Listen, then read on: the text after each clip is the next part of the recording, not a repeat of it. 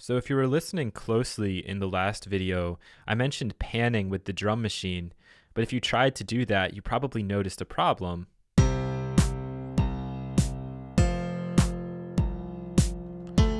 There's no way for us to go into this instrument and actually individually set the pan position of these various samples.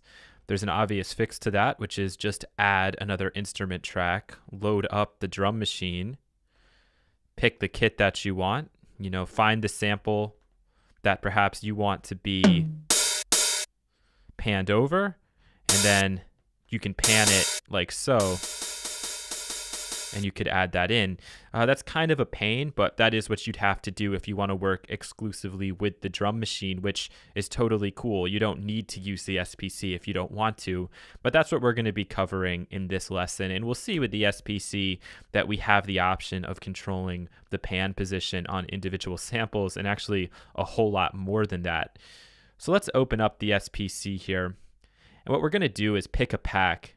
If you've bought any packs, like I bought this modern hip hop one, it will show up at the bottom. But for this example, why don't we go in and maybe use the Funk Latin? So it's going to load in the samples, and you saw it do it very quickly. And now we have a series of pads. And so I think these pads give you a better idea of there being individual samplers within these drum machines. We can imagine that each pad is an individual sampler, and we get some of those controls down here, as well as a visual representation of our waveform.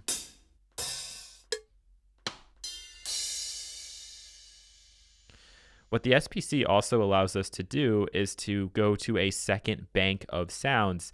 So with the drum machine, we were limited to like maybe 7, 8 sounds. With the SPC, we have 16 sounds. And just go through the various packs and find something that you like. So let's pick a sound here. Let's pick this tambourine, for example. And I'm going to see if I can find it on the keyboard. There it is. Okay.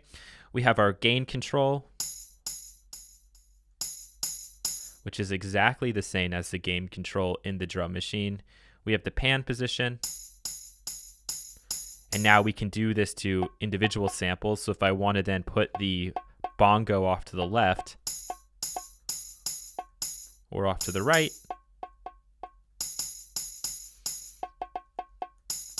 I can do that no problem.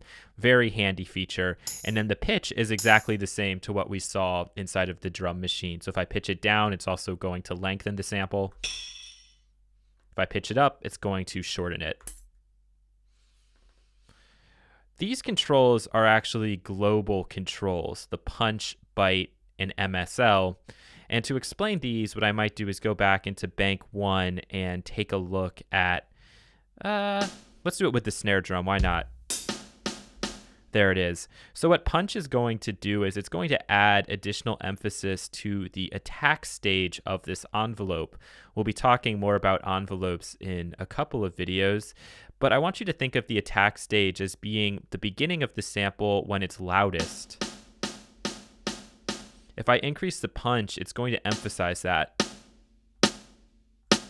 So notice now how the second half of this sample is almost non-existent. It's cutting it off immediately, and all we're hearing is that initial click as compared to.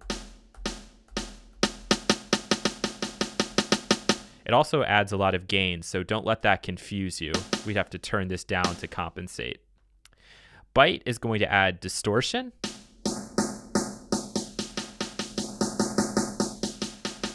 And you can kind of set that to taste. And MSL is a limiter, essentially. I'm not sure what the MS stands for, but the L definitely stands for limiting. So if we go back to the tambourine sound, listen to what happens to this tambourine. Listen to the tail end, or the decay stage. Everything's pretty much one volume there. So we've covered the limiter before. We have a built-in limiter. These features, again, they're global. So if I crush the tambourine with the MSL, I'm doing this to all my samples.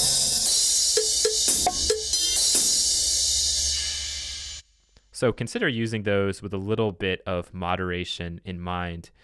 The last thing I want to cover is the actual sample window itself. And let's take a look at this crash. If I hover down inside of the sample browser, I can actually drag this out, and this is literally shaping the envelope. So as I mentioned with the attack before, if I want this to not come in so aggressively, I can lengthen the attack, and now the volume is going to ramp up gradually. Same thing with the decay. If I want to start where the sample actually begins, so I'm not actually increasing this ramp here, I just want the sample to start at the second half, I have to try to get this click just right, and I can now bring it in like so, and we can now hear that it's starting at those different stages in the envelope. Remember, trying to click and drag this can be a little bit difficult, so just be patient with it. And I can do the same thing with the end of the sample. If I just want to have this initial click, I can do that if I choose. All right, so that's helpful, and we can adjust the gain of the overall sample in here too. The last thing to look at is this cut and cut by. In a traditional drum sampler, you would see this as choke groups. And I need to just make sure I can find where the ride is. Okay. Great. So I'm going to go to cut here, and I'm going to select ride.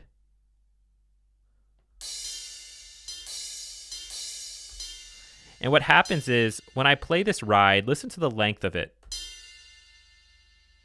Okay, now what I'm going to do is I'm going to play the ride, and immediately I'm going to follow it by the crash. Okay? So what's happening here is once I hit that crash, I'm immediately shutting off the ride sound. Okay, the ride symbol. So the ride symbol's going, crash. And I can also do the reverse of that here. If I want to go up and have this be cut by the ride, I can choose ride in the bottom. And now my crash is being cut off by the ride. So it's up to you where you want to do this. If you want to go with cut or cut by, you can get the same effect in multiple little sample browsers there. Okay, great. So what I'll do is I'll go in and start to program something. So let's just start by using this closed hat here.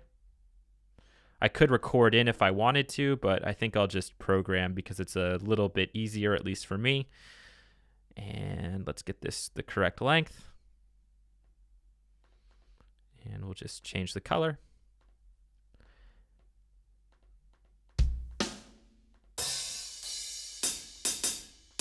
Okay, that's what I'm looking for. And remember, when we zoom in, we can change the actual grid resolution. So now we're working at, I think, 16th notes. So I'll just go ahead, double click in like so, and I'll actually do this in groups of 3. That might be interesting. And I'll start with the first one being quiet, second one being somewhere in the middle. Let's make this quieter. Third one being relatively loud. So let me just check that to make sure it's working. Okay, great. Now I can do my little option click.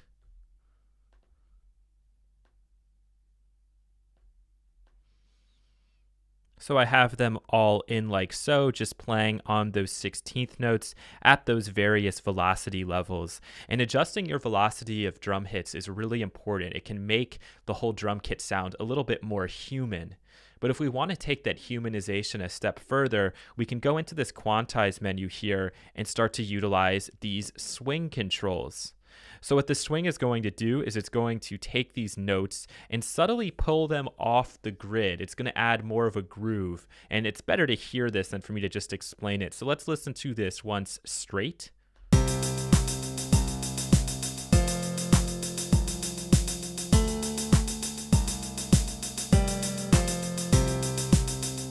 And just so you can actually see this a little bit better, what I'm going to do is I'm going to grab all of the MIDI notes here. I'm going to zoom in a little bit. I'm going to just pick from one of the ends, and I'm just going to decrease their length ever so slightly. And now what I can do is go in, and I'm going to choose 16th notes because that's what we're playing, swing A. All right, you could see they moved ever so subtly, and now we can listen back.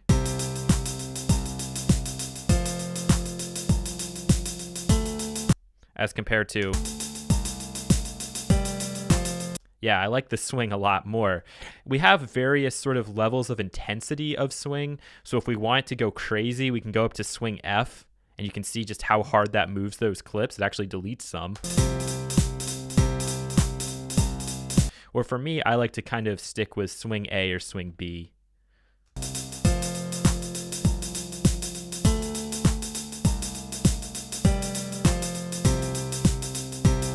Yeah, I definitely am digging that quite a bit. Let's go back into the SPC instrument and now maybe make a couple of adjustments.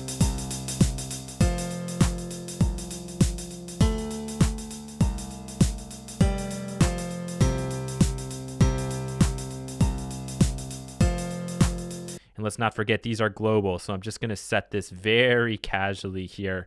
I don't want anything too crazy, but you can push it to the extreme if you want.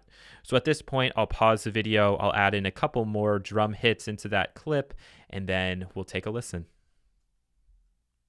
I've gone ahead and finished this up. I kept this very simple, as you can tell. With one of these patterns, I went in and used the 8th note quantization, and then inside of the SPC itself, I just changed some things around slightly. So let's take a listen to this now.